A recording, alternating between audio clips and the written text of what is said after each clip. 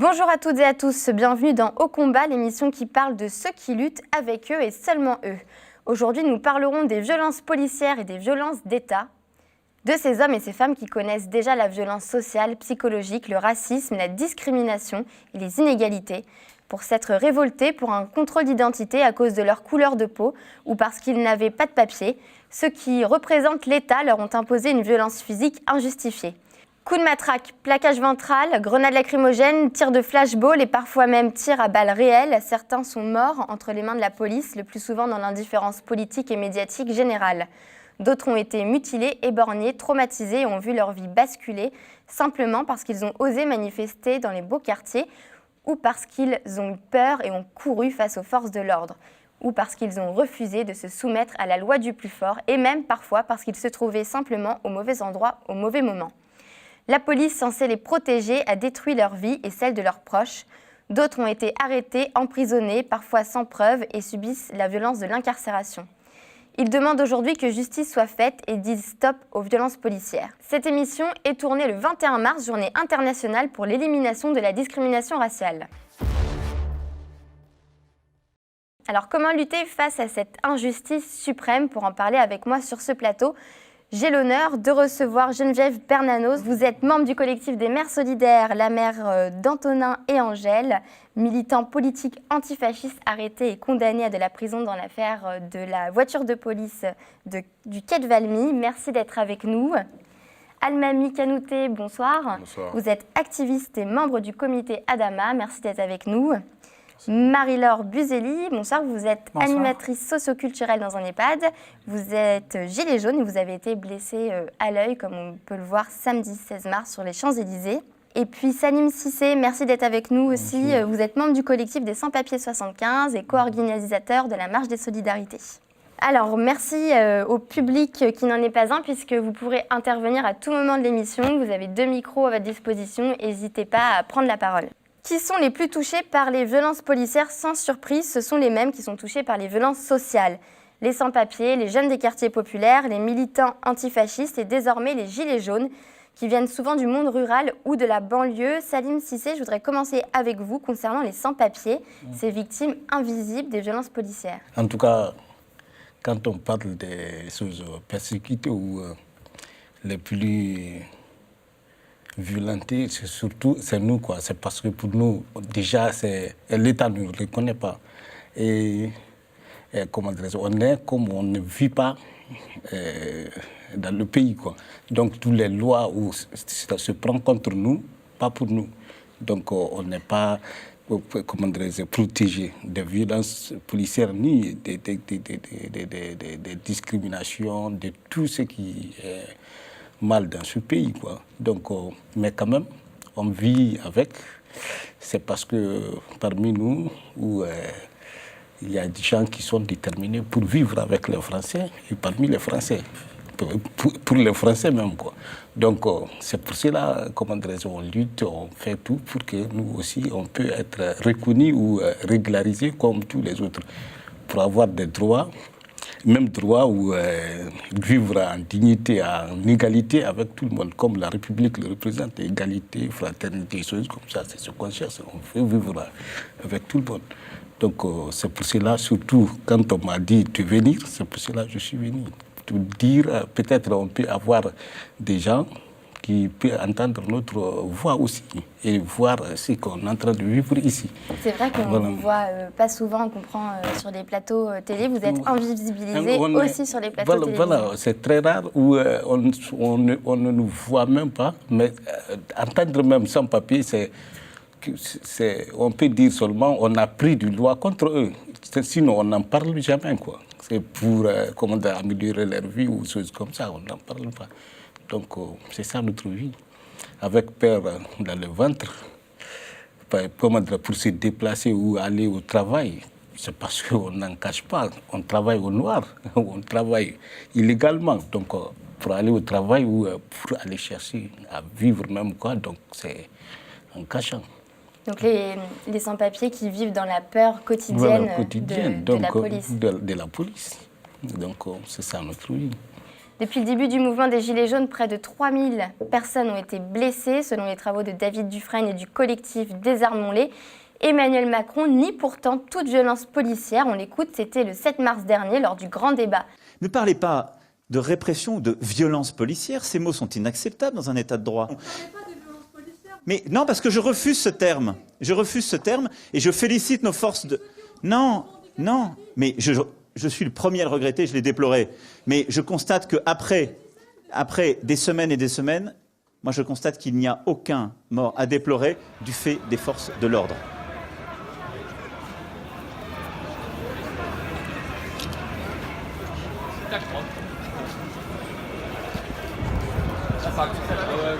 Alors Zineb Redouane, c'est une femme âgée, elle a 80 ans, de nationalité algérienne, habitante du 1er arrondissement de Marseille. Je rappelle qu'elle a été touchée par un tir de grenade le samedi 1er décembre alors qu'elle fermait ses volets de son appartement du 4e étage. Elle décédera des suites de ses blessures sur la table d'opération. Des plots de grenades ont été retrouvés chez la victime. Plus précisément, 2 capsules actives de 10 grammes de gaz projetées par des grenades MP7, cite l'expertise. Almami Kanouté, pourquoi est-ce que le président et les médias ne veulent pas voir et parler du décès de Zineb Redouane ? Tout simplement parce qu'on fait face, une fois de plus, à des gens méprisants, voilà, à des décideurs, à des responsables politiques, à des personnalités politiques qui représentent une partie de la population française, pas dans sa majorité, pas dans sa diversité.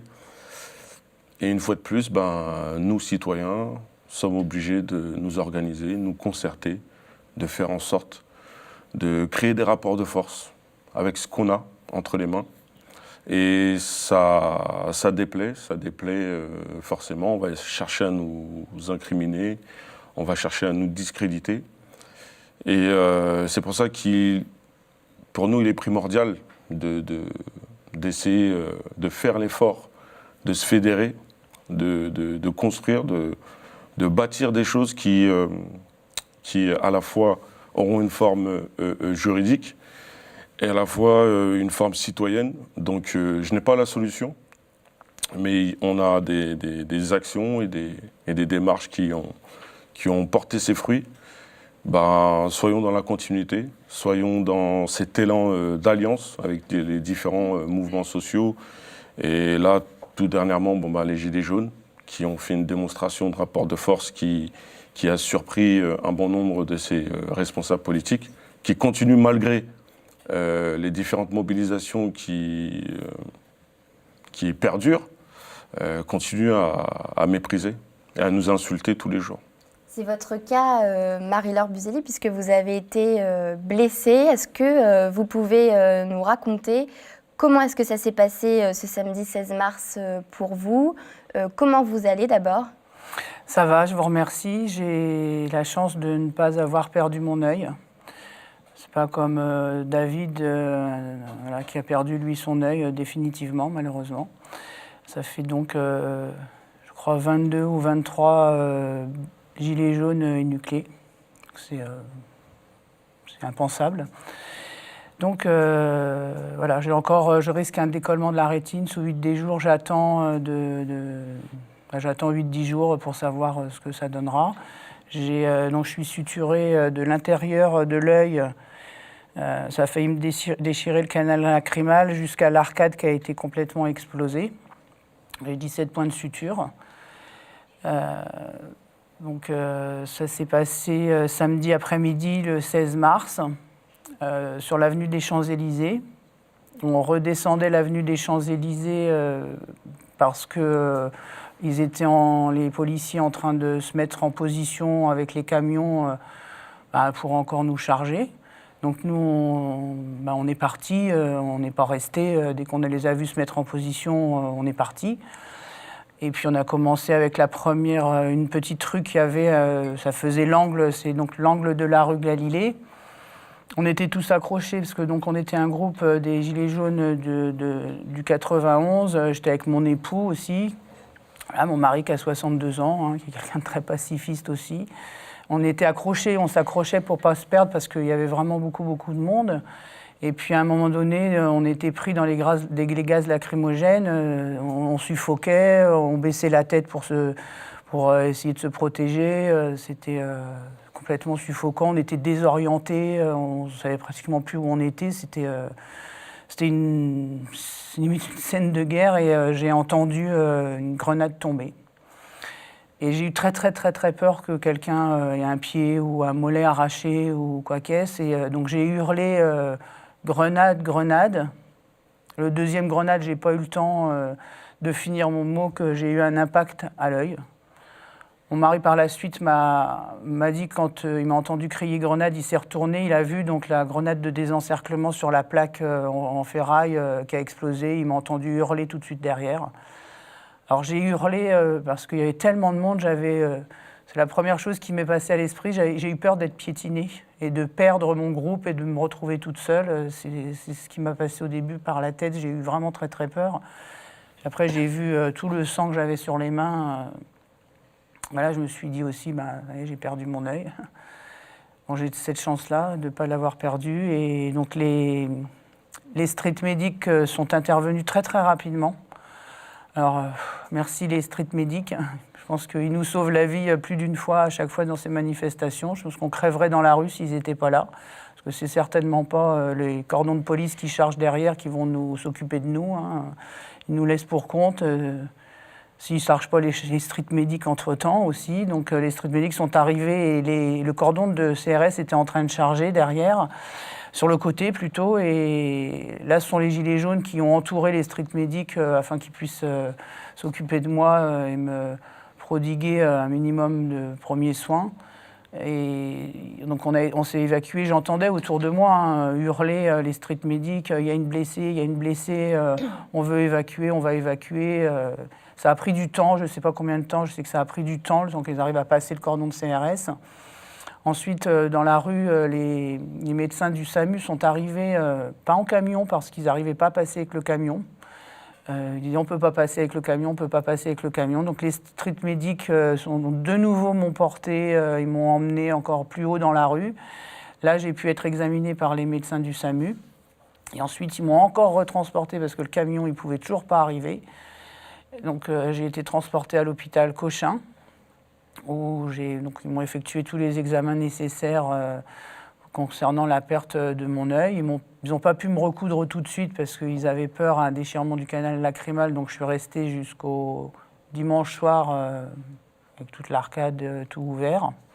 Et le dimanche après-midi, je suis passé au bloc opératoire, une anesthésie générale pour vérifier les lésions internes dont j'aurais pu être victime. Et je dis encore, je relativise les choses parce que je vais retrouver normalement l'usage de ma vue et de mon œil.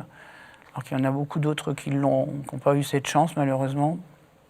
Et puis j'ai pu rentrer dimanche soir chez moi, mon époux est venu me chercher. Et voilà, depuis dimanche soir, c'est très compliqué. Alors j'ai de nombreuses douleurs, le choc de l'hématome, mais psychologiquement, c'est très compliqué. Le pourquoi. Ça, on va y revenir Oui. psychologiquement, puisque tout le monde ici a été de plusieurs manières touché par les violences policières, et c'est vrai que c'est un aspect dont on parle peu. Geneviève Bernanos, vous, votre fils, vos deux fils ont été incarcérés. Beaucoup de gilets jaunes sont aujourd'hui incarcérés dans des conditions extrêmement rudes, souvent sans preuve. Pourquoi est-ce que vous avez décidé de vous engager au-delà de votre combat personnel dans cette cause ? Mon engagement, il est venu de ce constat, de ces montages politiques et médiatiques qui se sont abattus sur mes enfants, sur ma famille, en 2016 lors de la loi travail, quand ils sont allés manifester justement contre les violences policières, et qu'à l'occasion de cette manifestation, ils ont été arrêtés, jetés en prison et leur vie et la nôtre bouleversée pour les années à venir. Mon engagement, il est venu de la nécessité de comprendre que ces modes d'action, ils avaient été finalement largement expérimentés, d'abord dans les colonies, les anciennes colonies françaises, les territoires des Dom-Tom, qui ont peuplé ensuite les quartiers populaires. Et donc, après avoir expérimenté pendant des décennies ces violences institutionnelles, je le dis bien parce que c'est policier, mais c'est aussi la justice, c'est aussi la prison. Après les avoir testées sur ces populations, elles ont été élargies à tous les syndicalistes, à tous les militants politiques. Je rappelle, avant l'affaire de la loi travail, Rémi Fraisse, militant écologique, mort en 2014 sur le barrage de Sivens.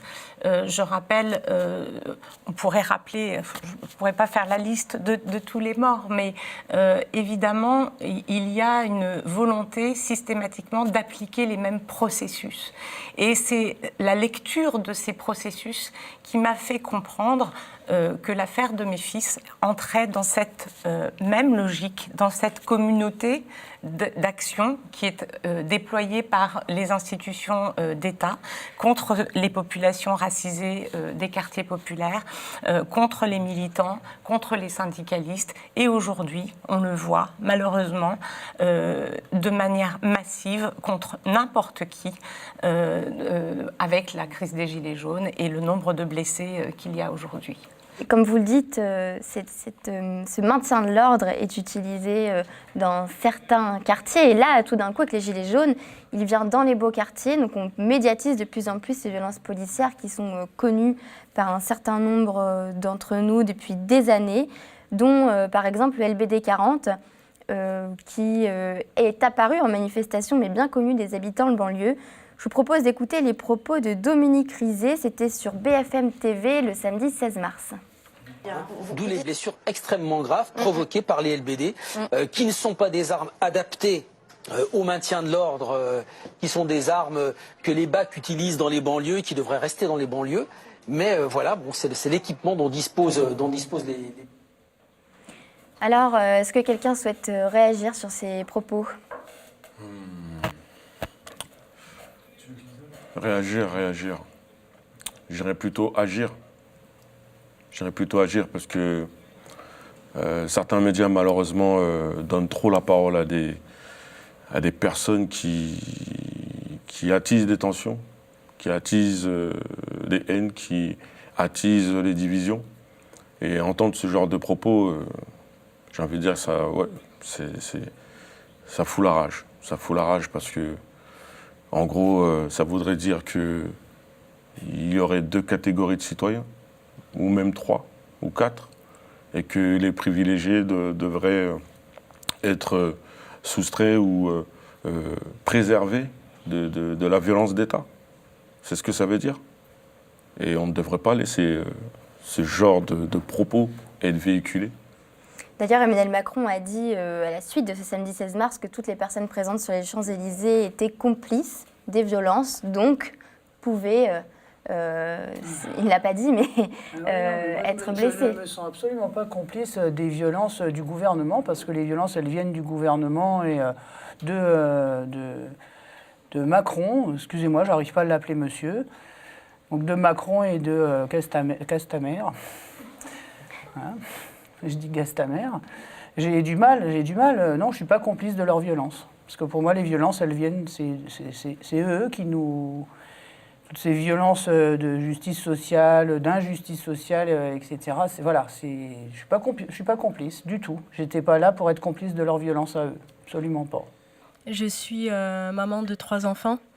Et pour revenir un peu à ce qui a été dit, moi, le 16 mars, justement, j'étais sur les champs et avant d'aller à cette journée, j'ai dit au revoir à mes enfants. Parce que je savais que ce jour-là serait très répressif, qu'il y aurait beaucoup de répression. Et quand on part comme ça en manifestation, on ne sait jamais comment on va revenir en fait. Donc moi, la violence policière, je ne l'ai pas connue le 17 novembre et tout. Pareil, je viens d'un milieu, d'un quartier populaire. Et nous, à Rungis, on travaille avec le collectif Adama. On travaille avec le collectif des sans-papiers. On a fait des actions ensemble à Rungis, le blocage de Rungis. Et je pense que la violence policière, la violence d'État, la violence étatique, en fait, elle est là pour nous fermer notre bouche, en fait, tout simplement. C'est que on touche quelque chose, on a mis le doigt, en fait, sur quelque chose qui les blesse, c'est le capitalisme. Le Fouquet, il a brûlé. On ne saura pas par quoi, par qui, mais il a brûlé. Plein de symboles comme Hugo Boss, comme Swarovski, comme Mauboussin, toutes ces vitrines ont été cassées. 2 jours après, on retourne sur les Champs-Élysées, toutes les vitrines, le Fouquet, tout est nettoyé, tout est propre. Les vitrines sont remises. Mais quand je vois Madame Marie-Laure, quand je vois Jérôme, quand je vois d'autres personnes, quand Zineb Redouane, ces gens-là ne reviendront pas et ne retrouveront pas leur œil, ne retrouveront pas leurs mains. Les assurances, elles ne payent pas ça, elles ne payent pas le fait de retrouver son apparence d'avant. Donc une vitrine, moi je ne vais pas pleurer pour une vitrine. Donc s'il dit qu'on est complice par rapport à ça, ben oui je suis complice, ouais. J'étais sur les Champs-Élysées et ce qui s'est passé sur les Champs-Élysées, eh ben c'est bien. C'est bien parce que c'est quelque chose qui montre qu'on a touché le point faible et que c'est comme ça qu'il faut avancer et qu'il faut continuer tous ensemble. Merci beaucoup Toria. Je voulais rajouter, effectivement, j'étais entièrement d'accord avec Toria. Samedi, je savais que la répression policière, elle serait là parce qu'elle l'a toujours été, que les manifs, elles aient été déclarées ou non déclarées. De toute façon, là, c'était tout le temps là, mais je tenais particulièrement à être là samedi parce que justement, on lâche rien, on voulait montrer qu'on était là et que malgré ça, on était toujours là et qu'on lâcherait rien, quoi. Merci. On va passer le micro à Cyril. Bonjour Cyril, gilet jaune constituant. Je voulais dire que toutes les violences qu'on voit au jour d'aujourd'hui, en fait, mettent le doigt sur une institutionnalisation de la violence qui a d'abord commencé par une violence sociale, qui a été bien institutionnalisée ces 40 dernières années. Maintenant, le fait que les gens se révoltent contre cette violence sociale, on nous applique une violence physique. Et maintenant, elle est complètement décomplexée. On voit vraiment tous les commentaires qu'on entend sur les chaînes mainstream, qu'on appelle mainstream. Donc on voit bien qui sont complices de toutes ces violences. Et je trouve que nous, on est complices de rien du tout. Nous, on est juste là pour réclamer un meilleur avenir pour nous et pour les générations futures. J'aimerais juste poser un petit message à M. Macron, à son gouvernement et à tous les députés qui le soutiennent. C'est que ne vous y trompez pas, les Français ne se cacheront plus pour souffrir et encore moins pour mourir. Voilà. Merci. Je vais accueillir Arnold Ngenti tout de suite. Merci Arnold d'être avec nous. Tu t'es intéressé aux banlieues. On dit beaucoup que les banlieues ne sont pas gilets jaunes, ce qui n'est assurément pas vrai. Arnold, tu t'es rendu à Asnières-sur-Seine à la rencontre des jeunes de banlieue. Je rappelle que 174 affaires ont été saisies par l'IGPN depuis le mouvement des gilets jaunes. Des violences policières beaucoup plus médiatisées, mais qu'il y en a eu d'autres beaucoup moins. Tout à fait. Alors oui, et plus particulièrement autour du lanceur de balles de défense, le LBD 40, qui fait l'objet de vives critiques de la part des manifestants et des associations. Toute cette mobilisation, toute cette médiatisation, toute cette prise de conscience sur les violences policières, alors que les habitants des quartiers populaires les dénoncent ce problème depuis des années. Comment est-ce que les jeunes des quartiers en fait voient cette médiatisation sur les gilets jaunes? Comment ils acceptent en fait eux depuis des années alertent le gouvernement mais en vain. Adama Traoré, Théo Louaka, Gaye Camara, Zied Ebouna, ce sont des noms en fait, qui résonnent entre les tours lorsqu'on aborde le sujet de la police. Et donc en fait, on a décidé de se rendre au quartier des Fraissinet à Asnières-sur-Seine, dans les Hauts-de-Seine, où on a pu rencontrer Kevin et Joe, deux jeunes du quartier qui nous donnent leur opinion sur les gilets jaunes. On les écoute. Les citoyens français découvrent les violences policières parce que bon, c'est un peu plus médiatisé. Parce que voilà, là c'est les Champs-Élysées, il y en a sur les Champs-Élysées. Mais pour nous, les jeunes de banlieue, c'est pas choquant, ça nous choque pas parce que voilà, pour nous ça existe depuis longtemps. Ça s'est toujours passé, il y a toujours eu des policiers il y a toujours eu des bavures dans notre cité, dans nos cités à nous. Et hier soir, il y a eu un contrôle qui a dégénéré dans la cité des Fraissinet, à Asnières-sur-Seine en 92. Voilà. Ça a dégénéré à cause de quoi? À cause d'une fouille dans les parties intimes. Ils se sont mis à plusieurs sur lui à le tabasser et ils ont fini par lui casser le bras. Il s'est fait embarquer, il est parti en garde à vue Il n'avait pas de drogue stupéfiant sur lui, il n'avait rien. C'est l'État, on ne peut rien y faire. Quand il y avait les émeutes pour Ziad Bouna, pour Théo, pour ceci, on voyait des gens qui disaient ouais mais c'est des jeunes de quartier, c'est des voyous, c'est ceci, c'est cela. Mais là maintenant ils comprennent ce qu'on ressent nous. Voilà, Ils le vivent, là ils commencent à le vivre un peu là. Voilà. En allant manifester sur les champs, en se mangeant des coups de matraque gratuitement là. Et c'est là ils comprennent. Donc c'est pour ça que nous aussi on soutient pas trop le mouvement. Parce qu'en vrai nous quand on faisait nos émeutes, tout ça, eux ils étaient pas avec nous. Donc là pourquoi, je sais pas pourquoi là ils vont manifester sur les champs, nous on va aller avec eux. Pourquoi on ira avec eux? Parce que ça nous concerne aussi. Nos parents aussi ils touchent des salaires misérables. Ça nous concerne mais on n'aura pas les mêmes conséquences. Ouais, mais il faut soutenir parce que faut que les salaires ils augmentent. Faut qu'on ait un meilleur train de vie. Faut qu'on a L'argent c'est vital. Tu payes ton loyer, tu nourris tes enfants, t'as plus rien. On n'est pas là pour subir tous les jours, payer des impôts, des taxes. C'est quoi? On est des ratés, voilà. Eux c'est les ratés, ils n'ont pas le droit de profiter, ils doivent enrichir les caisses de l'État et voilà. Et tous ceux qui sont ministres au pouvoir, les footballeurs, tous ceux qui ont réussi, qui sont artistes, ils vivent bien et nous, on souffre. C'est pas ça la vie. C'est pas ça. On doit tous manger pareil. On doit tous vivre. On doit tous être bien. On doit tous être épanouis dans nos vies. Voilà. On ne doit pas subir. Les gilets jaunes, ce sont tous les Français, les citoyens français qui sont énervés parce que voilà, ils touchent un salaire misérable tous les mois et ils n'arrivent plus à s'en sortir. C'est pas des voyous, c'est pas que c'est des voyous, c'est qu'ils en ont marre, on les comprend, mais bon. Après, nous, des émeutes, on en a fait, on a vu que ça payait pas. Ils vont pas aller bien loin avec leurs émeutes. Hein. Comme vous voyez, là, ça fait combien? 18 samedis là, qui sont là-bas. Il n'y a rien du tout qui change. C'est une manière de se faire entendre. De notre ressenti. Voilà, parce que voilà, si on casse pas, si on secoue pas, bah personne te regarde, personne t'écoute. Voilà, t'es invisible.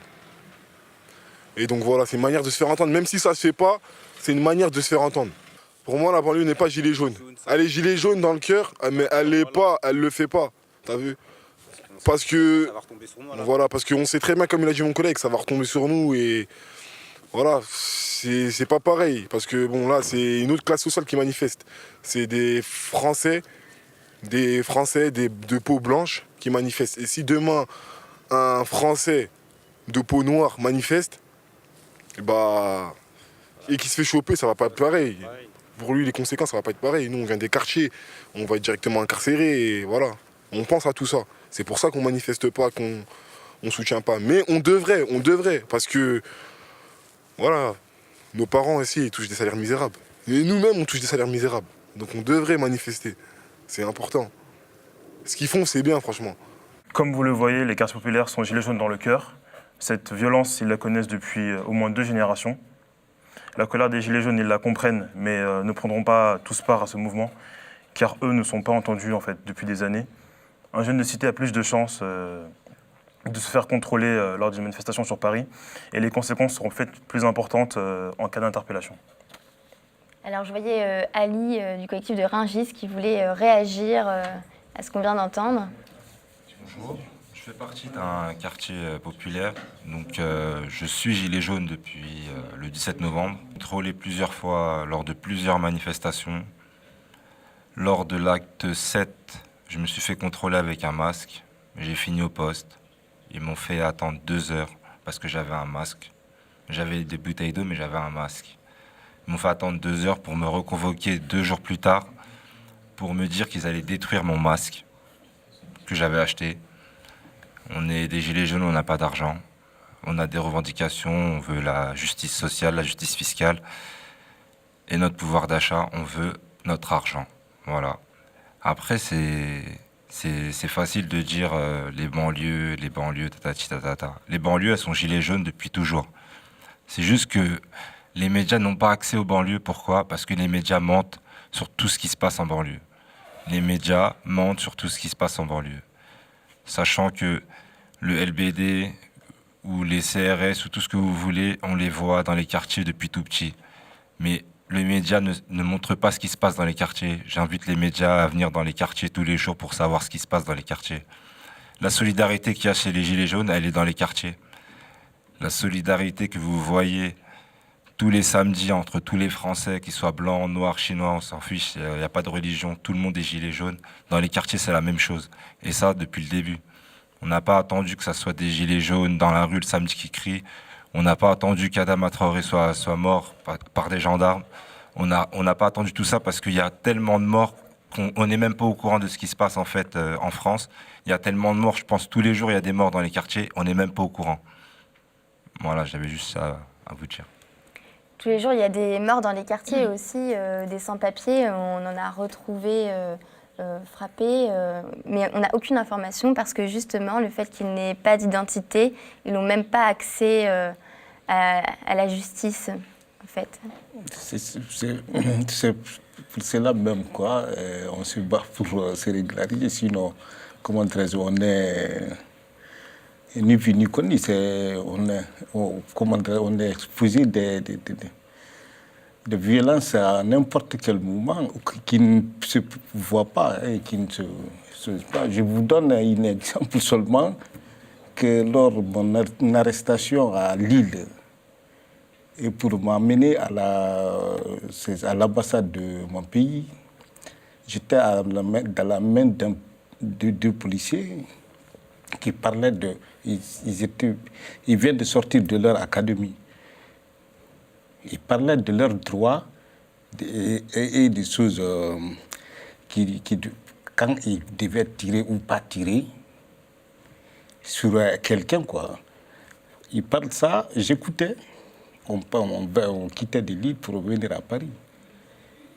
Entre-temps, on vient quelque part, ils me laissent, on s'arrête. Mais c'était leur pause, quoi. On s'arrête, on rentre dans un magasin ou supermarché, ils me laissent, ils me détachent de mes notes. Ça ne se fait pas. Même s'ils font leur pause, ils devaient me maintenir attaché. Mais ils me détachent. Mais pourquoi? Tout seulement, je tente de me fuir pour me tirer dessus. C'est tout. C'est ce que j'ai calculé. Donc, j'ai resté calme pour ne pas arriver là où c'est de faire irréparable. Parce qu'ils ont déjà parlé de leurs droits et de leur devoir quand et comment tirer sur quelqu'un ou de ne pas tirer sur quelqu'un. Donc, moi, la première chose qui m'a frappé, de donner des droits à eux de tirer sur les gens quand ils veulent. Tout récemment, les lois qui sont passées, c'est inimaginable qu'un État qui parle de quoi et quoi dit de donner des droits comme ça aux policiers comme ça. En tout cas, c'est très grave, quoi. D'ailleurs, on parle du LBD, mais dans les banlieues, dans certains quartiers, on tire à balles réelles. Voilà. Et on en entend, vous dites, beaucoup moins parler. En tout cas, on a entendu beaucoup parler de Mantes-la-Jolie. Au mois de décembre dernier, Arnold, tu y étais au lendemain de l'interpellation massive qui a eu lieu dans l'humiliation et la violence. Avant d'en parler, je vous propose de revoir cette vidéo qui a choqué l'opinion publique. Voilà une classe qui se tient sage.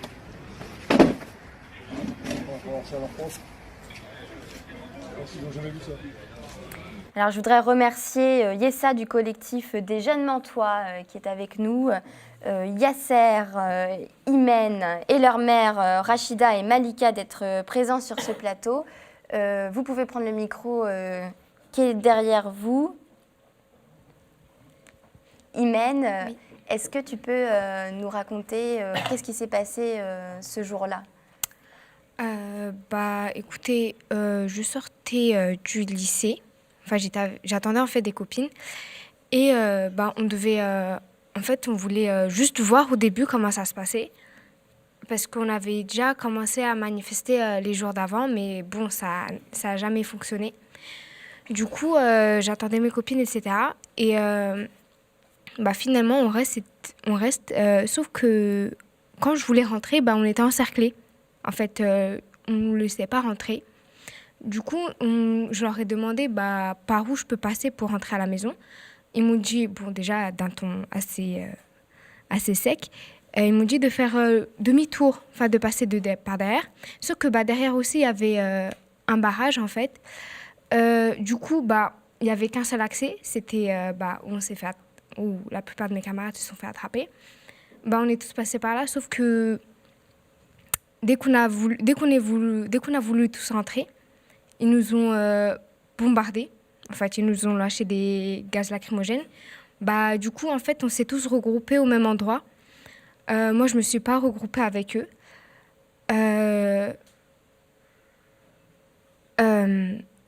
Excusez-moi. Je prends ton temps.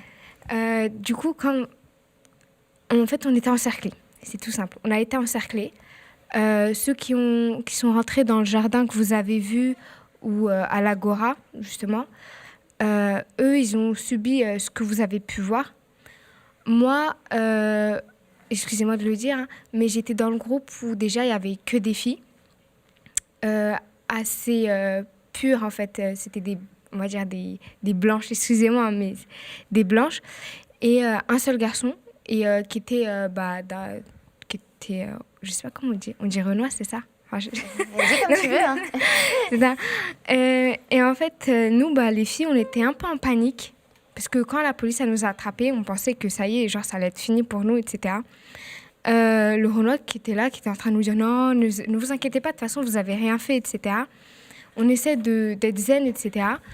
Du coup, la police, elle nous met sur le côté, elle nous laisse les mains, elle nous demande d'avoir les mains en l'air. Ensuite, elle est venue, elle nous a récupérés, elle nous a fait rentrer où il y avait, vous avez vu, où il y avait les gens. Sauf qu'en fait, ils nous ont pas demandé d'aller nous asseoir avec eux. On était vraiment à l'entrée. Ils nous ont dit de regarder. Du coup, je vois qu'il y a mes camarades, mes amis, etc. Ça m'a choquée. Ils nous ont demandé de regarder et pour au final nous laisser partir, sauf le garçon. Ce que j'ai pas compris. Alors que c'est lui qui a essayé de nous rassurer, quoi. Yasser, est-ce que toi qui es un garçon justement qui était présent, comment tu as vécu les choses? C'est vrai que ce sont souvent les jeunes garçons qui sont les plus violentés par la police. Alors moi j'étais présent jeudi dès le matin à 8h30 devant le lycée. C'était la période des blocus, tous les lycées de France... presque tous les lycées de France faisaient blocus à ce moment-là. Et dès le matin, il y a eu une ambiance assez bizarre, dans le sens où il n'y avait aucun policier à l'horizon, malgré les petits feux de poubelle qui ont été allumés. Et il n'y avait vraiment aucun policier. Vers les environs de... Bon, après, on a manifesté, on faisait ce qu'il fallait faire, du bruit pour qu'on se fasse entendre. On a fait du bruit jusqu'aux environs de 11h30. Et à 11h30, on était tous regroupés devant le lycée Saint-Exupéry. Et du coup, ils nous ont tous encerclés. Ils ont tous chargé. Il y avait aucun moyen de s'en sortir. Donc, moi, au début, je marchais parce que, voilà, si on court, c'est là où on est tout de suite suspecté d'avoir cassé quelque chose ou autre chose. Donc moi, au début, je marchais. Et quand j'ai vu des camarades derrière moi se faire plaquer malgré le fait qu'ils marchaient, là, j'ai commencé à courir et je me suis réfugié à l'Agora. J'ai attendu une quinzaine de minutes. Après, les policiers nous ont fait sortir un par un, main sur la tête. Voilà, là, on arrive, il y a une fouille.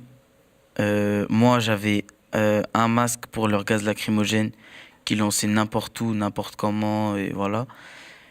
Et j'avais mes gants parce que c'était le 6 décembre et que voilà, c'est l'hiver, il fait froid. Et donc le policier voit mon masque, il me dit ça c'est considéré comme une arme, donc tu montes avec ceux qui ont des armes en haut. Donc ceux que vous avez vu sur la vidéo qui étaient agenouillés. Donc du coup je vais en haut, je me mets à genoux. Il t'a dit de te mettre à genoux? Oui, en fait. il m'a dit de me mettre à genoux, main sur la tête.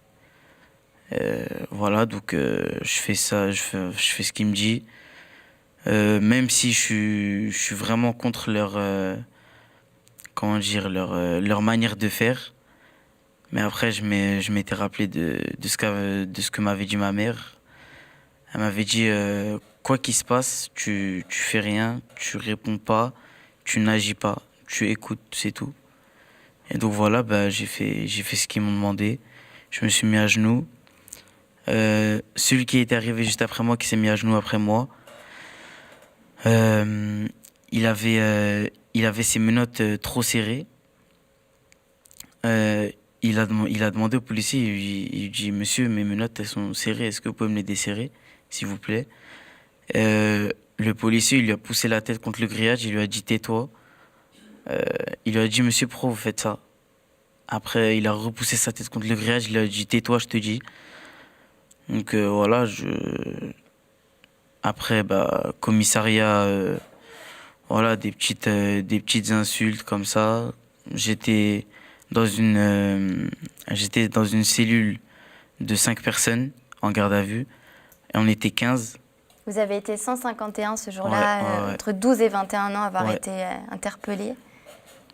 Et qu'est-ce qui s'est passé après quand vous êtes sortis? On a été dispersés dans différents commissariats des Yvelines. Il y en a qui ont été à Trappes, malgré le fait que, par exemple, leurs parents n'aient pas de voiture ou n'aient pas de... pour pouvoir aller les récupérer quand ce sera le moment. Il y en a qui ont été à Houille. Il y en a... on a vraiment été dispatchés dans les Yvelines. Après, concernant... Moi, j'ai été au commissariat de Mantes-la-Jolie. Donc, au commissariat, voilà, par exemple... On s'est fait arrêter vendredi matin, vers les environs de 8h. On entend la policière qui était de garde. Elle nous a dit, elle l'a pas dit à nous, mais elle l'a dit à des gens qui étaient avec elle. Elle a dit, on se croirait aux auto-arrêts, comme quoi on était des animaux enfermés dans des cellules. Après, quand c'est l'heure de faire mes empreintes, par exemple, on a pris ma salive, ce qui est logique. Après, il a dit ça, c'est pour voir si t'as violé personne, pour faire rire ses collègues d'à côté. Et voilà, en fait, ça a été banalisé tellement ça se faisait dans les quartiers populaires. Maintenant, c'est normal pour nous, en fait, qu'ils nous insultent et tout, mais faut pas s'abaisser faut pas se rabaisser à une interpellation, faut pas lâcher et voilà, faut faire du bruit. Moi, je vais revenir sur le masque qu'il avait. C'était pas un masque à gaz, c'était vraiment le masque de chantier, le petit truc blanc presque le masque chirurgical en fait. Donc ça a été considéré comme une arme. Pourquoi il était en garde à vue pendant 26 heures. Et en fait, ils ont été ce jour-là, en fait, depuis lundi, il y avait des policiers partout, ils se faisaient gazer, les jeunes, alors qu'ils étaient là pour manifester. Et il y avait beaucoup de manifestations dans toute la France. Tous les lycéens se sont mobilisés cette semaine-là. Et donc ce jour-là, ils ont été piégés, au fait. C'était un piège. Et donc le mouvement de foule, je crois qu'il y avait au moins 200 lycéens. Ce mouvement de foule, en fait, beaucoup ont paniqué. D'ailleurs, dans ces 50 interpellations, plus de 150, pardon, ils ont tous été relâchés et ils ont eu un rappel à la loi. Et ils ont attrapé, on va dire, ceux qui étaient, entre guillemets, dangereux après. Donc, en fait, ils ont raflé tous ces jeunes, pour rien, ils avaient tous un sac à dos, on le voit sur la vidéo. Donc la police justifie qu'ils n'avaient pas les moyens, ils n'avaient pas assez de menottes, ils n'étaient pas assez pour les neutraliser. Sauf que, ils étaient paniqués, on va dire. Ils justifient la vidéo, l'humiliation avec ces arguments-là. Sauf que dans la vidéo, on entend bien un policier assez décontracté, avec son collègue assez décontracté, pour pouvoir dire, pouvoir sortir des phrases comme ça humiliantes devant un uniforme comme ça, des gamins. Il y en a qui se sont urinés dessus. Il y en a qui pleuraient. Il y a certains gamins à qui on a déchiré les conventions de stage en lui disant t'en as pas besoin, tu vas rien faire de ta vie. Donc en fait, en tant que maman, on fait partie du collectif de défense des jeunes du Mantois. On est là en train de récupérer les pots cassés. Et c'est très difficile parce que psychologiquement, il y a beaucoup de traumatismes. L'humiliation, les coups, les gardes à vue. Donc, on est face à une police et à un préfet, un commissariat qui sont dans le déni total. Alors, je ne parle même pas de M. Macron et Castaner, qui dit qu'il ne faut pas parler de violence policière. Nous, la violence, on la vit tous les jours. Moi, je vis dans l'angoisse tous les jours. Vous avez donné des consignes à votre fils au cas où un jour ça lui arriverait. Oui. Il était très étonné de m'entendre dire qu'à cause d'une arrestation, il pouvait mourir. Donc je lui ai dit, surtout, tu ne résistes pas. Tu te laisses faire, tu te laisses embarquer. Voilà. Parce qu'il était très étonné d'entendre ça, mais non, la police est là pour nous protéger, elle ne peut pas nous faire de mal. Et de s'entendre dire ça, c'est assez déroutant. Donc, du coup, il s'en est souvenu, il a fait ce que je lui avais demandé, mais bon. Malika, vous avez quelque chose à dire? Je suis la maman de Imen. Je vais juste revenir un tout petit peu en arrière lors du commencement, en fait, en amont, quand les étudiants partout en France ainsi que les collégiens même, ils se sont mêlés quand il fallait préparer les manifestations. Ma fille, elle est encore jeune, elle n'a jamais manifesté, c'était sa première manifestation. Elle s'adresse à moi en me disant « Oui, mais maman, on a des choses à revendiquer. » Voilà, elle a même construit, on a parlé ensemble de ses revendications, elle a énuméré les choses qu'elle voulait crier haut et fort. Moi, j'étais partante. Malheureusement, je crois que je ne l'ai pas trop mise en garde, en fait. Je n'ai pas voulu la paniquer ni la freiner, en fait. Dans sa première expérience, je lui ai dit, je vais la laisser faire son expérience. Par contre, la seule chose que je lui ai dite, écoute, ma fille, tu vas t'étonner quand tu seras sur le terrain. Je pense qu'elle n'a pas compris tout de suite, effectivement. Donc, le premier jour, lundi, ça a été. Dès mardi, elle avait des choses à revendiquer. À un moment donné, il y avait les policiers qui les ont trop rapprochés et elle voulait tout simplement dialoguer avec l'un des policiers. Et rappelle-moi ce qu'il t'avait dit exactement. En fait, franchement, on n'avait rien. On était juste devant le lycée. Hein. Et en fait, on s'est tous dit, écoutez, nous aussi, on a des choses à revendiquer, etc. On va manifester, etc. En plus, on avait eu l'accord de l'UNL. Et les policiers arrivent. Alors là, on n'a pas compris. Le proviseur adjoint qui nous dit, en fait, ils sont là juste pour nous protéger si jamais on se blesse ou quoi. On a dit, mais on a rien sur nous. Du coup, les policiers, ils sortent, mais ils ont leur casque, ils ont leur bouclier, comme si, en fait, on allait leur rentrer dedans. Et je m'avance, je vais vers eux. Déjà, je suis toute seule à aller vers eux. Et je vais demander à un policier, excusez-moi, pourquoi vous êtes armé? Et c'était une simple question. Et là, il m'envoie balader, il me dit, dégage. Je dis, mais excusez-moi, je vous pose juste une question. Il me dit, je t'ai déjà dit, dégage. Ça m'a choquée. Du coup, je retourne et en fait, je vois qu'ils avaient déjà préparé le laser pour tirer. Je ne sais pas ce qu'ils tirent avec le laser, excusez-moi, mais ils avaient déjà préparé le laser. Du coup, il y a eu des tensions. Ça commençait il commençait à avoir des tensions. Certains de mes amis voulaient y aller, en fait. J'ai dit, oui, de toute façon... en fait, il y en a qui étaient déjà en civil, qui s'étaient mêlés à la foule. Et le jour même, en fait, alors qu'il ne s'était rien passé, hein, le jour même, il y en a eu 2 qui se sont fait attraper et qui sont partis au commissariat pour rien du tout. Ils se sont fait frapper, coup de matraque. Et voilà, en fait. Du coup, pour terminer, et donc le soir même, elle revient, elle me dit, mais maman, je comprends pas, j'ai été voir un policier, donc le récit qu'elle vous l'a dit, donc elle m'explique. Je dis, mais t'as pas encore compris, sans aller dans les détails. Je dis, mais il était armé. Oui, c'est ce qui l'a étonné le plus. Donc elle continue, je dis, mais oui. Elle me dit, oui maman, ça se fait pas, on n'a rien fait, on n'était pas armés, pourtant, et le jour J. Donc malheureusement, tout a basculé. 8h30, elle part en cours normalement, disant que de toute manière, à chaque matin, en fait, elle me disait, écoute, s'il y a blocage, je suis partante, je fais blocus. Par contre, si tout le monde rentre en classe, au lycée, je rentre. Et ce matin, donc, j'ai pas eu de nouvelles du tout jusqu'à 4h30. 16h30, je ne sais pas ce que ma fille est devenue.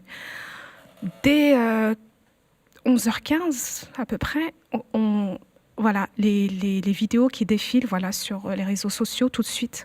Je veux, autant que maman, je ne peux pas vous dire, voilà, mon ressenti. Alors on se demandait, est-ce qu'on a envoyé nos enfants sur un terrain de bataille? Est-ce qu'on les a envoyés en guerre? On n'a pas compris. Je vous avoue, on n'a pas compris. Ça restait des lycéens.